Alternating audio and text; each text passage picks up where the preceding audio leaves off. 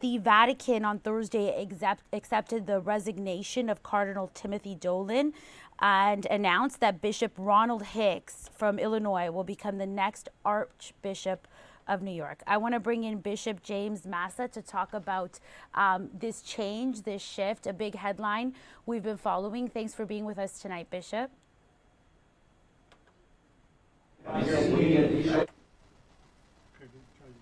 Thanks for being with us, Bishop James Massa. We want to talk to you about this major headline, a major shift for us here in New York for Catholics.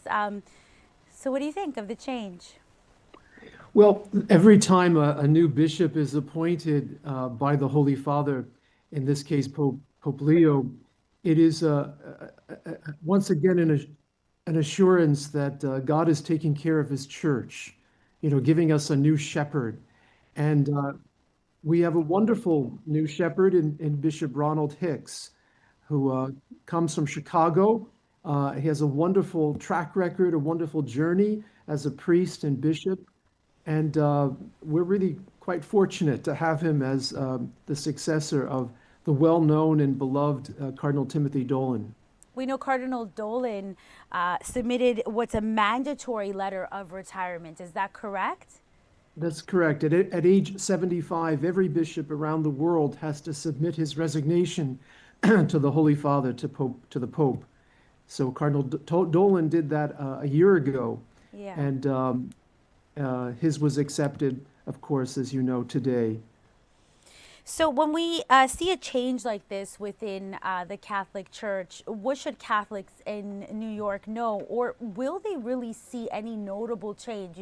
If you go to your local church in your local area, whether it's on the Upper East Side or some part of Brooklyn, do you expect as a Catholic to see any kind of major shift? Or is this more just about leadership being passed on?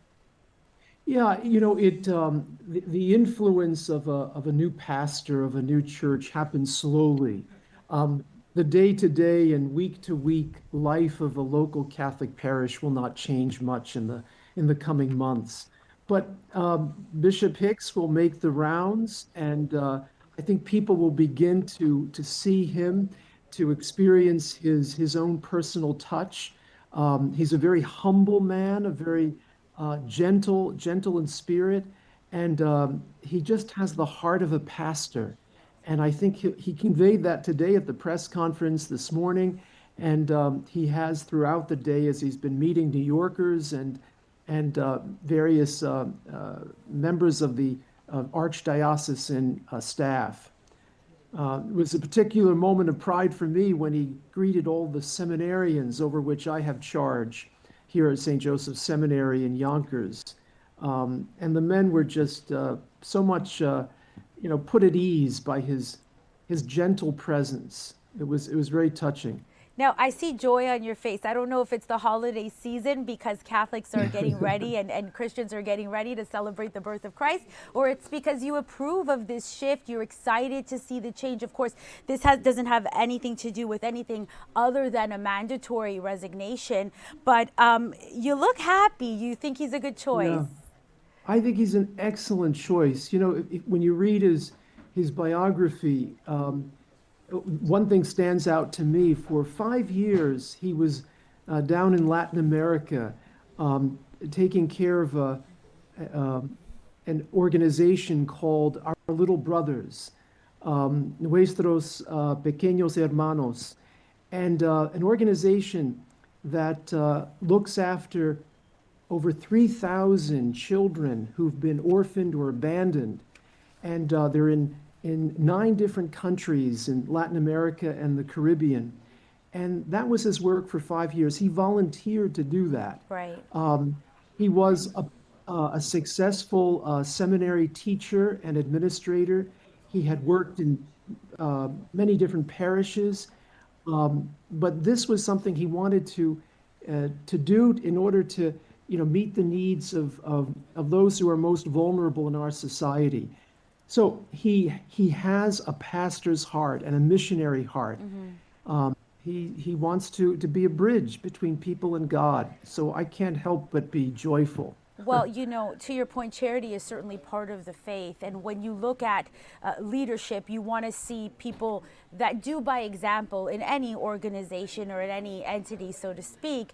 When it comes to the leadership of Catholics in New York City, we're talking about a very significant population. So it's not about, necessarily choosing who's the best person for the job. I guess that would be subjective, but nevertheless, somebody who can really step in and lead. And I guess by example is a good method to do that. Yeah, no, exactly. And I see him also as a bridge builder. New York is a city of many, many different cultures and religious backgrounds of our people. And he's going to be a bridge, I think, as Cardinal Dolan was, present at in the cathedral this afternoon when we celebrated Mass at 2 o'clock were two rabbis, Rabbi Joe Potasnik and Rabbi Noam Marans, well known around the city as leaders in the Jewish community. And they were there just to give support to Cardinal Dolan, but there was a wonderful meeting after the Mass between the new Archbishop and the rabbis. And I could just see the rapport that was immediate between our new shepherd and representatives of the Jewish community. So that's just, I think, emblematic typical of what he is going to do and be for the church in our region. It's an interesting point you make, Bishop Massa, because given New York City, its dynamic nature across the 5 boroughs and then beyond, across the tri-state, the multicultural, multi-religious nature of the fabric of the city, that bridge building, I can imagine, would be extremely significant. I mean, we see examples all the time of faith leaders stepping up together to address different issues, societal issues. So it's important, I guess, to see in someone the opportunity or the type of leadership that would extend that bridge building, so to speak. No, absolutely. And we need to work on those relationships, Right. those interfaith relationships, not only when there's a crisis, when there's something catastrophic like a 9/11, when we saw faith leaders coming together in a wonderful way to heal the city. But we have to build on those relationships at all times. And I think that's what the Catholic leadership in New York has been doing now for a couple of generations. And it's wonderful to see that continuing in our new Archbishop. It's a good point you make. You always see sort of that interfaith message in the tri-state and even in other parts of the United States and beyond in a time of crisis. When something, as you put it, crisis, something big happens, right? But having that sort of continued dialogue is increasingly important, especially because we're such a global society now, more than ever. There's always been a lot of eyes on New York City, but more than ever now, of course, with the internet, with social media. And so global issues often touch our communities, right? So having that bridge, so to speak, across faith leaders, it can only strengthen the narratives that are good, we hope. Yeah, we often say in my own community, in the Catholic community, that the whole world is in New York, And one of the challenges for Archbishop Hicks is going to be not only to be an effective minister pastor to his own flock in the New York area, but also the Archbishop of New York has kind of a national stage. Many look to him for leadership, to see how he responds to different issues in the society. So he'll have to spend some of his time out of the Archdiocese of New York, and people are going to want to hear his voice on many different issues. So it's a huge responsibility that he undertakes when he's installed on February 6th. Yeah, it's definitely a national and by extension of that, even an international stage, right? We know that Cardinal Dolan participated when the new Pope was introduced, chosen and introduced to the world, right? So these are Right. very significant titles. When it comes to the structure of it, if you can distill it for us a bit, for those of us who don't know exactly the ins and outs of this. So until Archbishop Bishop Designate Hicks formally takes office, these are the notes I have from the newsroom. So that's what the title is, Archbishop Designate.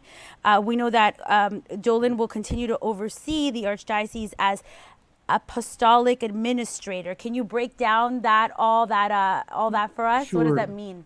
Sure. The church always needs the care of a leader, of a pastor. So in this period when Cardinal Dolan is technically no longer the Archbishop of New York, Right. he gets an additional appointment just to see us through the period of transition.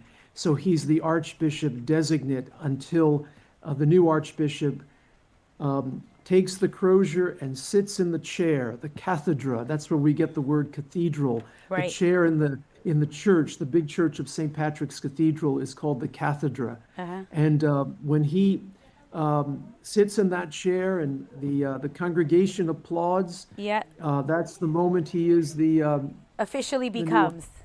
He officially becomes and Right. takes on all the responsibilities as Archbishop of New York. So the apostolic administrator role, that's something that would happen anytime there's a change like this. Like this is a standard procedural thing, administrative thing It is. within the church.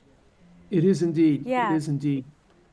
It's interesting, when we get headlines like this, we can really take it as a learning moment to learn more, even for our viewers that I identify as a Christian or a part of the Catholic community. But beyond, it's always interesting to be able to learn about different religions. That's what helps with that interfaith bridge that you speak of.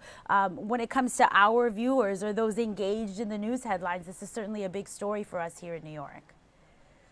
Yeah, no, it is. And the St. Patrick's Cathedral has, oh, I think it's over 2 million visitors a year. It's Cardinal Dolan would always refer to it as America's parish church. But Wow. it's a church that, has big doors and the doors open wide to everyone. Everyone is welcome to come and pray and meditate and see the beautiful artwork.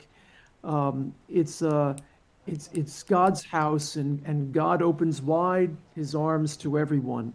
So, and I think that spirit of hospitality, so important, I think, for the role of the Archbishop of New York, is certainly going to continue with Archbishop Hicks. A significant role indeed.